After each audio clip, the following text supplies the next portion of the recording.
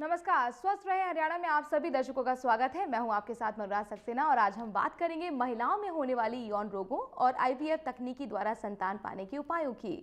दर्शकों, स्वस्थ रहे हरियाणा एक ऐसा कार्यक्रम है जिसमें हमारी यही कोशिश होती है कि घर बैठे ही आपको अपनी बीमारी के विषय के बारे में किसी बड़े विशेषज्ञ की डॉक्टर सलाह आपको मिल सके। आज हमारे साथ स्टूडियो में मौजूद हैं डॉक्टर मनीषा मेहता जी। मनीषा जी, आपका बहुत बहुत स्वागत है हरियाणा न्यूज में। Thank you. में असावधानी स्त्री और पुरुष दोनों के लिए हानिकारक होती है। आमतौर पर जहां पुरुषों में यौन रोग का संक्रमण पता चल जाता है, वहीं स्त्रियों में संक्रमण का पता काफी देर से चलता है। आमतौर पर स्त्रियों में एसटीडी यानी सेक्सुअली ट्रांसमिटेड डिसीज के लक्षण हैं योनि से स्राव, संभोग के बाद पीड़ा, थकावट, वजन का घटना, मूत्र त्याग के बाद पीड़ा, संभोग के बाद खून आना, पेट में दर्द, योनि में तेज बदबू। तो मां बनने की चाहत हर नारी को होती है, लेकिन कई बार कुछ वजहों से स्त्रियां मातृत्व सुख से वंचित रह जाती हैं। मॉडर्न लाइफस्टाइल या काफ़ी हद तक यौन संबंधों में बढ़ती की गई जारी सूची भी और चूक भी कहीं ना कहीं यौन रोगी बना देती है। और यहाँ पर हमारे साथ डॉक्टर मेहता जुड़ी हुई हैं। मेहता जी, आपसे सबसे पहले जानना चाहेंगे, जिस तरीके के यौन रोग होते हैं इस पर हमने एक रिपोर्ट आपको दिखाई दी है, दर्शकों को दिखा दी है। इनफर्टिलिटी होती क्या है? देखिए, पति पत्नी के 1 साल तक साथ रहने के बावजूद अगर संतान की प्राप्ति नहीं होती तो इसको हम इनफर्टिलिटी कहते हैं। क्या आज के टाइम में आपको लगता है ये समस्या बहुत लोगों को होने लगी है? किस हिसाब से कितनी ज़्यादा फैल रही है ये समस्या? बिल्कुल सही कह रहे हैं आप।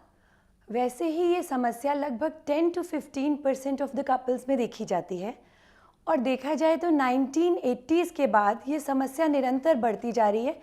एक्चुअली 4% इंक्रीज इन इनफर्टिलिटी हमने देखा है, जो कि इन सालों में हुआ है।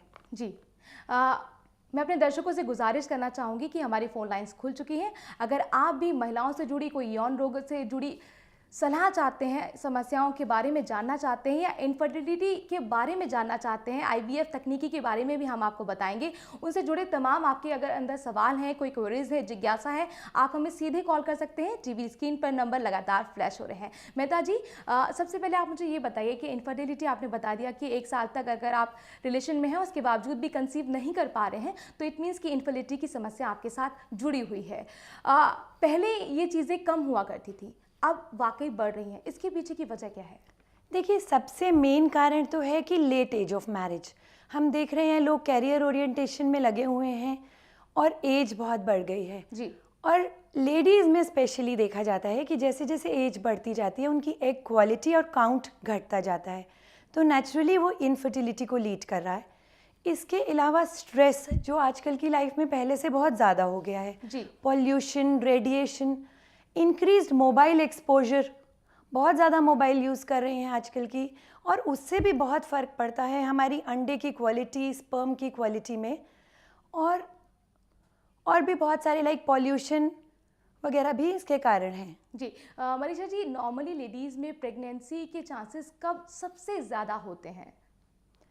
देखिए, अगर एक नॉर्मल मेंस्ट्रुएटिंग लेडी है जिसका 28 से 30 दिन का साइकिल है, तो मेंसेस आने के लगभग 11वें से 12वें दिन पर वो एग तैयार करती है। जी।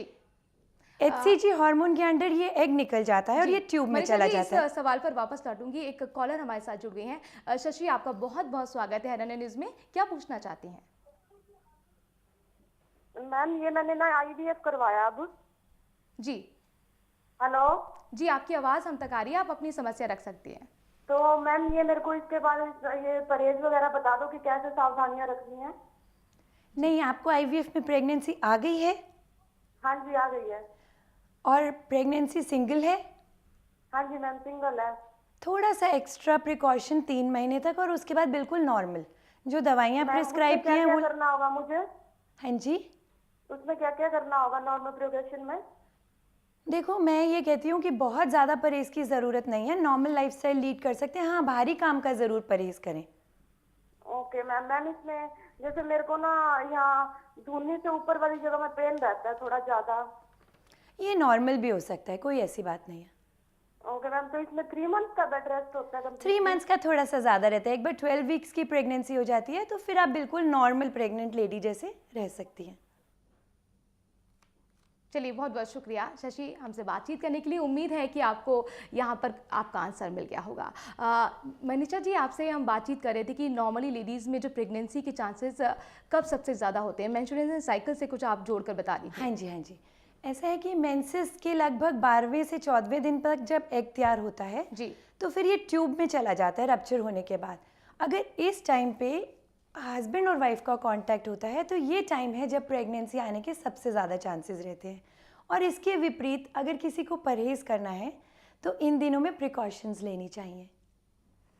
मेहता जी, मनीषा जी आपसे यहाँ भी ये भी जानना चाहेंगे कि डॉक्टर्स की सलाह कब किस वक्त लेनी चाहिए, उनको कब अपनी उम्मीद छोड़ देनी चाहिए? नहीं नहीं, उम्मीद छोड़ना तो आप बिल्कुल गलत वर्ड यूज़ कर रहे हैं जी। उम्मीद तो कभी भी नहीं छोड़नी चाहिए, कोशिश हमेशा रखनी चाहिए।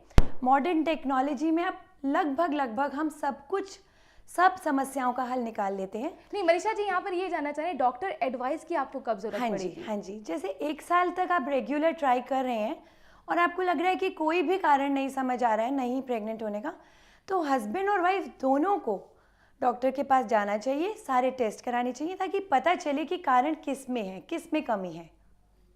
एक बार अपने दर्शकों से फिर मैं गुजारिश करना चाहूँगी, अगर आप भी कोई समस्या अपनी रखना चाहते हैं तो सीधे हमसे संपर्क कर सकते हैं। टीवी स्क्रीन पर लगातार नंबर फ्लैशेस हो रहे हैं। काजल हमारे साथ एक कॉलर जुड़ गई हैं गुड़गांव से। काजल, आपका बहुत बहुत स्वागत है हरियाणा न्यूज़ में। Hello ma'am. जी, क्या कहना चाहते हैं, पूछिए अपनी समस्या। हाँ जी। हेलो जी काजल, आप अपनी समस्या पूछ सकते हैं। हाँ जी मैम, ये पूछना चाहती हूँ क्या मैम जैसे 28 to 27 की एज में अगर पीरियड जो है वो 2 days हो जाए तो वो प्रॉब्लम है कोई?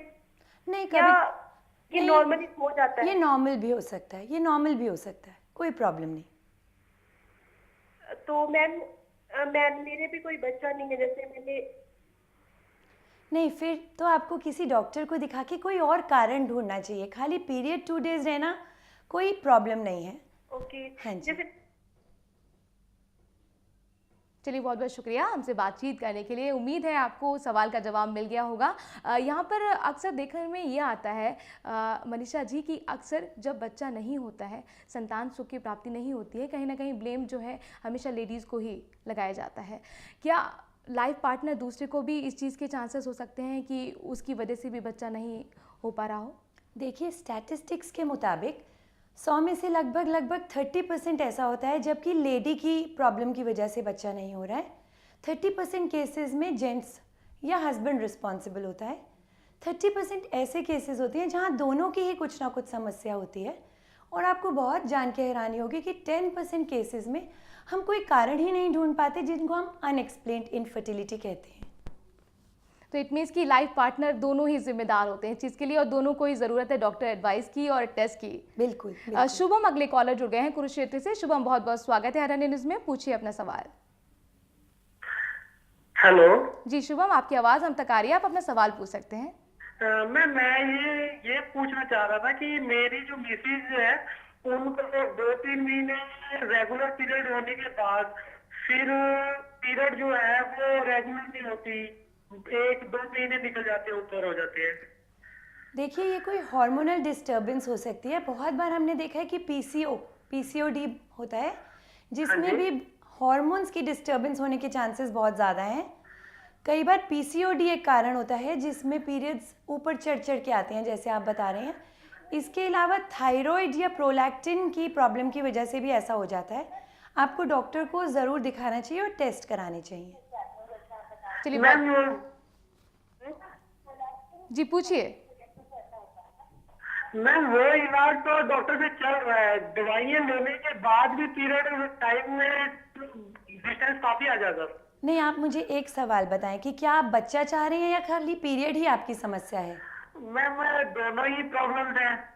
देखिए, अगर बच्चा चाह रहे हैं तो ओव्यूलेटरी ड्रग्स लेनी पड़ती हैं।